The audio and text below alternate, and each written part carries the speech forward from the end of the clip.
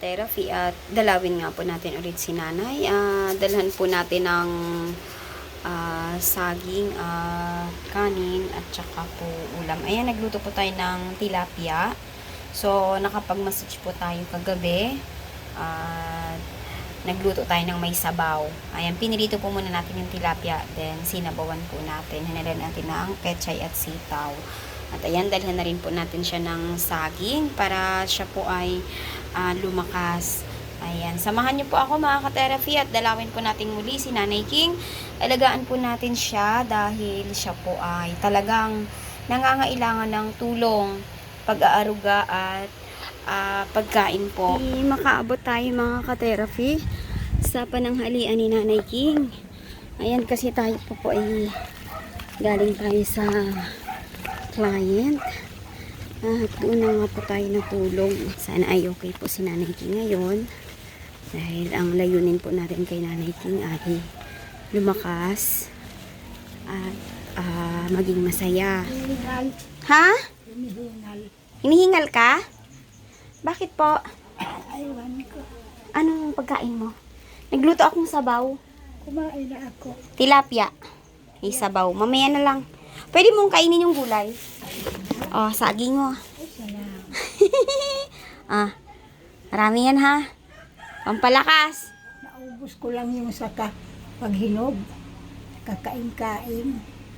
Ano, kamusta ng pakiramdam mo? Pero hinihika lang ako. May hika ka? Pero malakas na. Paano na ako? Kumain na kami. Nagpritong tilapia sa sisi. Yung katul ba? Hindi sa'yo, ano? Salamat dito. Hindi ba yung katul, ano sa'yo? Bawal? Doon mo lang sa dulo ha. Kasi nagabili-bili ka pa, di ba? Ko nilalagay. Ito yung isang box. Kanya hinabibili. Pero ito ibawal sa hika mo. Nagisindi lang ako niyan pag may katol. Ay, may katol. Pag yung may lamok. Aroy ka. Ito may kanin ka. Tapos ito yung tilapia, may sabaw. Maghigop ka kahit huwag ka na magkanin. Kasi kailangan mo ng sabaw. Hatid mo na.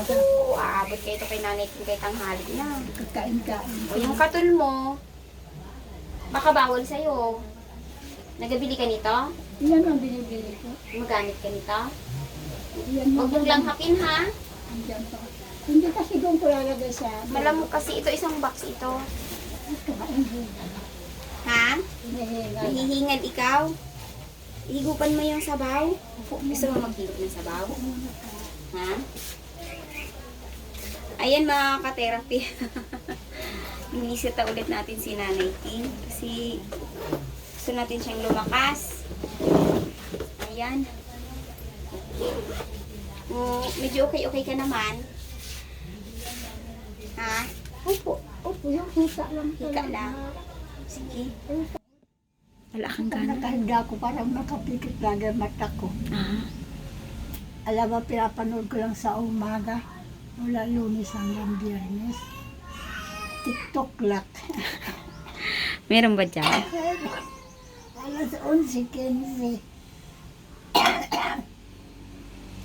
Tapos pagkatapos, papatayin ko na. Tanghali. Tubig na eh. Magtubig Kaya ka. Sabi ko, salamat naman sa Diyos. Pero para bang nagsasawa na tuloy ako sa buhay ko. Parang ayaw ko na talaga. Bakit naman? Hindi kasi pag ganito, ako din talaga nga hirap na hirap. Ako nahihirapan. Salamat na at natubigan ito eh. Matagal na po ba yung walang tubig?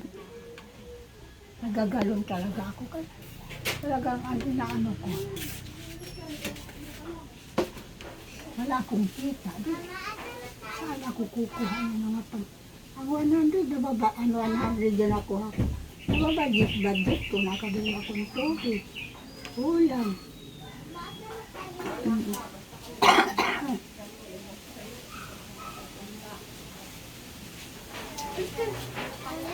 Sabi ko nga kay Cora, alam mo Cora, pinara na nga akong bigas. Hatid pa akong pagkain. Paano ko pamasahin ang bigas? Tawa siya. Ayaw mo pa yan. Sana yung ubo mo mawala. Kailangan mo talaga mapacheck up, no? Hindi na talaga matatanggal to. Kahit ako, tsansyado ko na. Kasi ang pilay ko, nananilot mo ako maganda. Tsansyado ko talaga ang sarili ko. Kahit anong pa-check up ko, magagastos lang ako. Dahil ang pilay ko, paikot ang katawan ko. Yan ang inuubos sa akin. Kaya kung hindi naman iyon ang ubos sa akin, di sana may TV na ako. Eh, dapat sa inyo ma-x-ray. Sa kauubog ko. Pero wala naman. Kaya yan ang ayaw ko. Sabi ko magagastos lang na magagastos.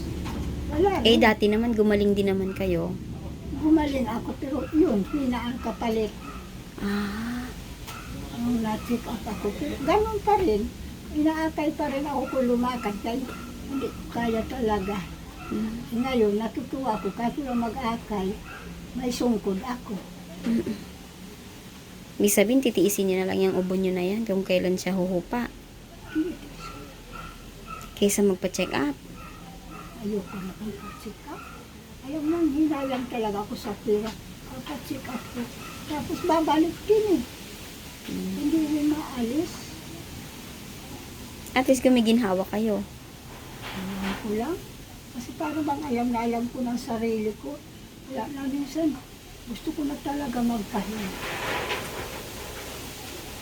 Yan lang lagi ang nasa isip ko na kasi katagal ng panahon ang sakit ko. Pag oras na sakitan ako, nagsakit ako, ubo ang nairay, ang naumpisa.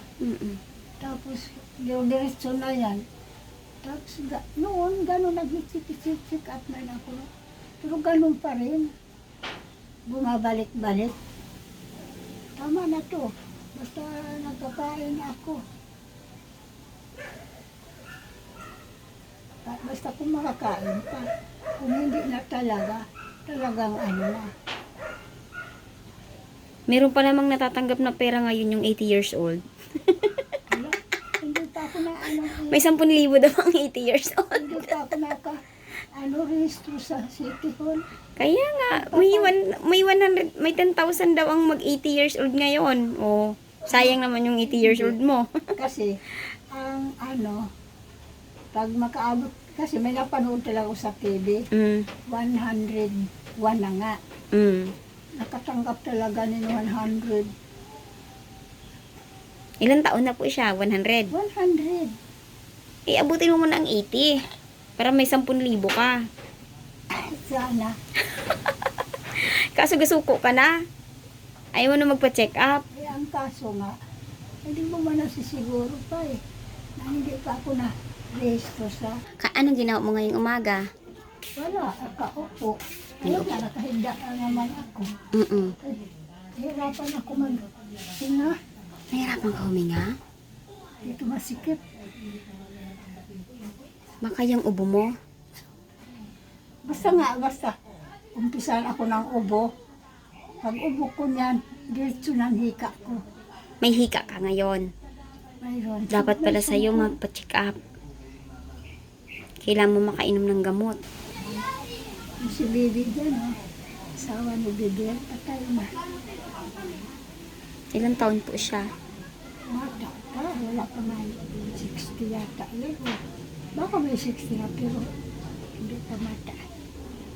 Baka may sakit naman yon. High blood. Oo, ang pag-stroke po talaga. Traidor man na sakit ng stroke. Alauna pa yata daw ang gabi.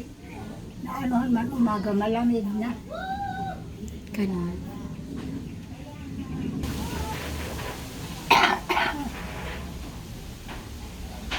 Masarap tuwa, maya-maya naman, ngitin pa pala. Kailan pa po yung hika niya nag-atake? Ang ayun, Yung hika niyo po. kanina na mga, kasi pagising ko kanina, wala pa eh. Kanina mga alas 9 at alas 10. Hindi ako nakapunta kahapon. Nagkinto na sa ako si Cora. Kaso nandun ako sa baba, nagbilad ako sa tapat na kay mainit ko. Apo.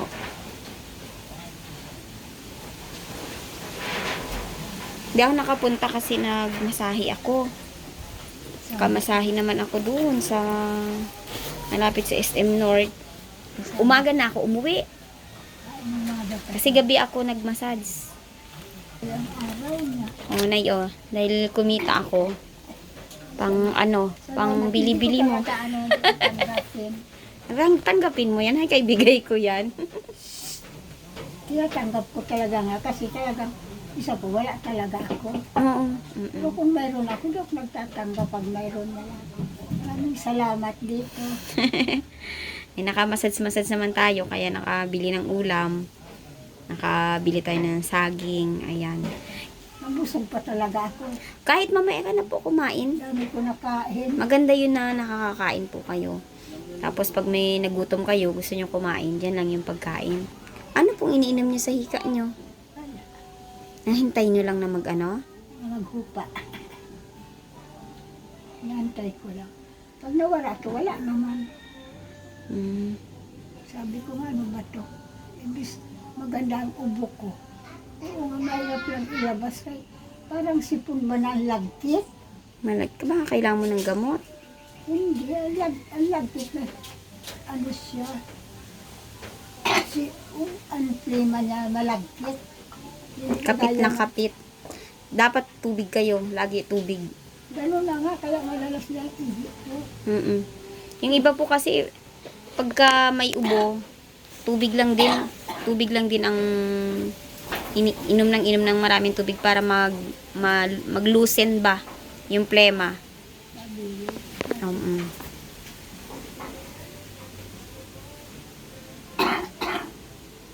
Maganda ang ubo ko, hindi ako nahirapan kay tukal siya. Maluwag. Buti maluwag ang ubo nyo. Huwag na. Pero ang problema, hindi naman nakalabas. Mm-mm. Ang problema. Kaya nga na parang dikit na dikit, parang hurog ng isda na malagkit. Pero hindi balik. Gamot namin. Pag binuks,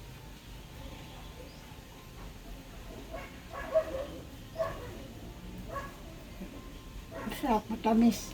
Matamis.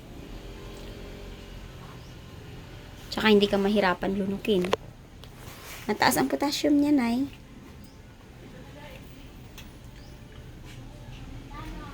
Kasi pag naano ko to, nagustuhan ko kasi. Maski noon pa naman talaga, pag walang ulam, inuulam ko lang. Mama ko rin noon, inuulam niya ang saging. Kaya dyan kami sa labas nagkain, sabay na kami. Sabay kayo ng apo mo kumain. Mabuti naman at kumain na kayo sa labas. Sa labas kami. Minsan naman talaga, dyan kami nagkakain, pagkasabay. Pero pag wala sila mga ulam, hindi ka malang matawag, kaya walang ulam. Paano magsarabay-sabay?